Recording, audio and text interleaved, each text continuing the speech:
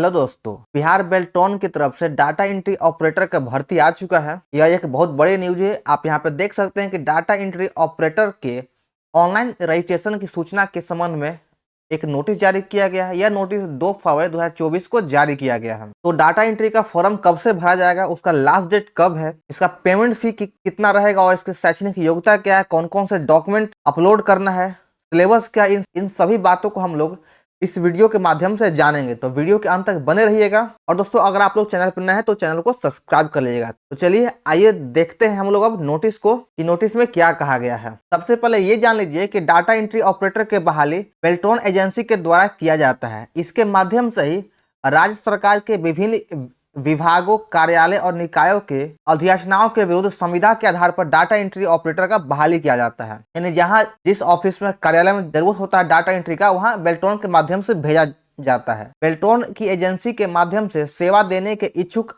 अभ्यर्थी data entry operator के online registration दिनांक 20 फरवरी 2024 मंगलवार से फॉर्म को फिल कर सकते हैं। यानी आपका 20 फरवरी से ऑनलाइन रजिस्ट्रेशन कर सकते हैं। इसका रजिस्ट्रेशन आप कहाँ करिएगा, तो इसके ऑफिशियल वेबसाइट पे आप जाके ऑनलाइन रजिस्ट्रेशन कर सकते हैं। इसके वेबसाइट का लिंक हम डिस्क्रिप्शन बॉक्स में दे दिए, आप वहां से जाके रजिस्ट्रेशन कर सकते हैं। आइए अब देखते हैं इसके शैक्षणिक योग्यता के बारे में। इसकी शैक्षणिक योग्यता है, अगर आप 12th पास हैं एवं 1 वर्ष का कंप्यूटर कोर्स किए हैं और हिंदी इंग्लिश का टाइपिंग का अनुभव रखने वाले अभ्यर्थी इस फॉर्म को भर सकते हैं, अथवा 10वीं पास एवं 400 घंटे का कंप्यूटर प्रशिक्षण शैक्षणिक योग्यता रखने वाले सफल अभ्यर्थी भी इस फॉर्म को भर सकते हैं। यहाँ पे देखिए अथवा दिया गया है। जो अभ्यर्थी 10वीं पास हैं और कंप्यूटर 1 वर्ष का कंप्यूटर कोर्स और हिंदी इंग्लिश का टाइपिंग जानते हैं, वह इस फॉर्म को भर सकते हैं। इसके अलावा वे अभ्यर्थी भी भर सकते हैं जो 10वीं पास है एवं BSDM का कोर्स किए हैं, ये दोनों भर सकते हैं। इसकी उम्र सीमा की बात कर ले तो इसकी न्यूनतम उम्र सीमा 18 वर्ष है और अधिकतम 59 वर्ष है। आइए अब इसके परीक्षा शुल्क को हम लोग देख लेते हैं। इसमें SC/ST वर्ग के अभ्यर्थियों को 250 रुपया देना होगा, यानी अनुसूचित जाति और अनुसूचित जनजाति के अभ्यर्थी को 250 रुपया लगेगा। बिहार राज्य के अस्थायी निवासी, जिसमें आरक्षित एवं अनारक्षित वर्ग की महिला उम्मीदवारों को भी 250 रुपया ही लगेगा और दिव्यांग को भी 250 रुपया ही लगेगा। यहाँ पे आप देख लीजिएगा कि SC/ST जो अभ्यर्थी है वो सिर्फ बिहार के अभ्यर्थी को ही 250 रुपया देना होगा। इसके अलावा जो भी अभ्यर्थी आते हैं या फिर सामान्य कोटि के या किसी भी आरक्षण के, उन्हें 1000 रुपया पेमेंट फी लगेगा। 4 नंबर में कहा गया है कि आपका इस फॉर्म 20 तारीख से इसका लिंक एक्टिवेट हो जाएगा, तो आप 20 फरवरी से फॉर्म को भर सकते हैं और इसका लास्ट डेट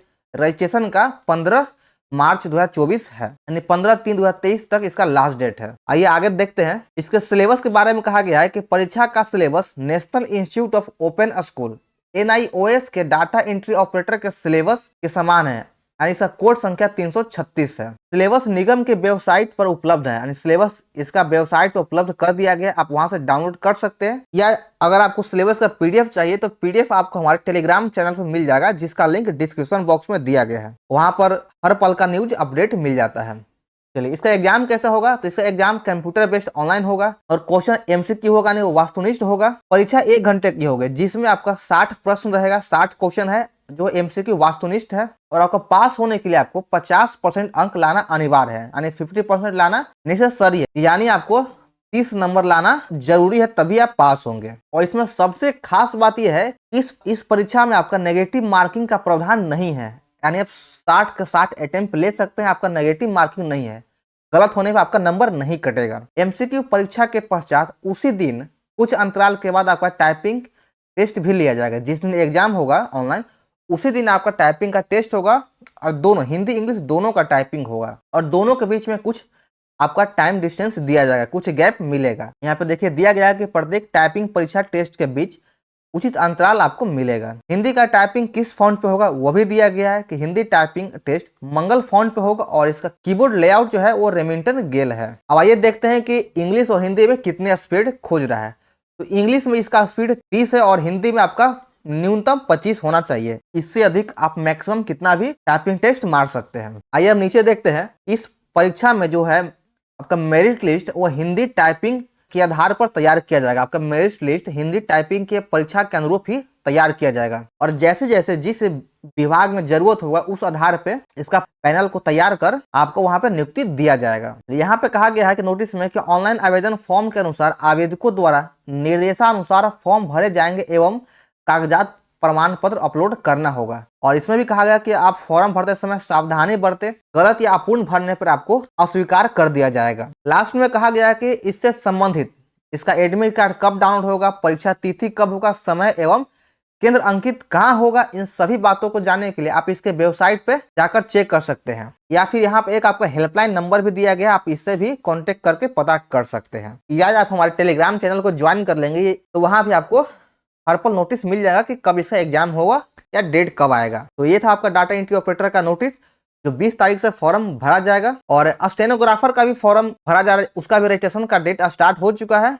जो अगर स्टेनोग्राफर जानते हैं वो फॉर्म को फिल कर सकते हैं। तो चलिए आप लोग को वीडियो कैसा लगा कमेंट करें, लाइक करें और चैनल को सब्सक्राइब करना न भूलें और इसी तरह के जॉब लेटेस्ट नोटिफिकेशन के लिए आप हमारे चैनल पर बने रहें। तो चलिए मिलते हैं फिर हम लोग अगले वीडियो में। जय हिंद।